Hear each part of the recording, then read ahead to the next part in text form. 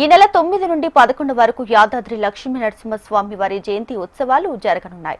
శ్రీ లక్ష్మీ నరసింహస్వామి ఆలయంతో పాటు పాతగుట్ట ఆలయంలో స్వామివారి జయంతి ఉత్సవాలు వైభవంగా నిర్వహిస్తామని ఆలయ ఈవో వెంకట్రావు తెలిపారు.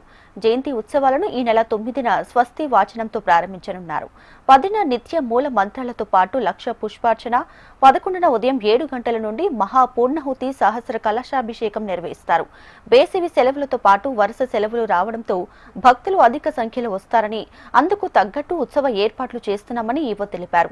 ఇక భక్తులకు ఇబ్బందులు కలగకుండా చలువ పందిళ్లు, త్రాగునీరు సౌకర్యాలతో పాటు కావలసిన సౌకర్యాలను ఏర్పాటు చేస్తున్నామన్నారు.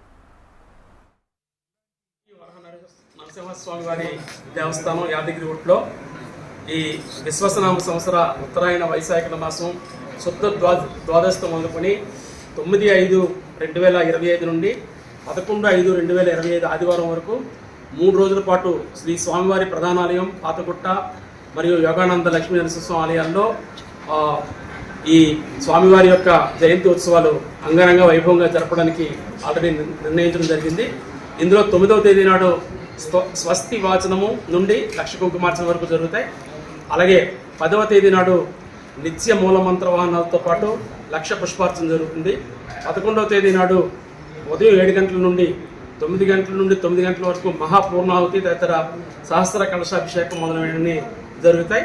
దీనికి కావలసిన అన్ని ఏర్పాట్లు దేవస్థానం వారు ఏర్పాటు చేయడం జరిగింది. ఈ వేసవిని దృష్టిలో పెట్టుకొని చలవ పందిళ్ళు, అలాగే ఎక్కడికెక్కడే మంచినీళ్ళు, వాళ్ళకి ఓల్డ్ ఏజ్ పీపుల్కి కావాల్సినటువంటి ట్రాన్స్పోర్ట్ ఫెసిలిటీస్ ఇన్సైడ్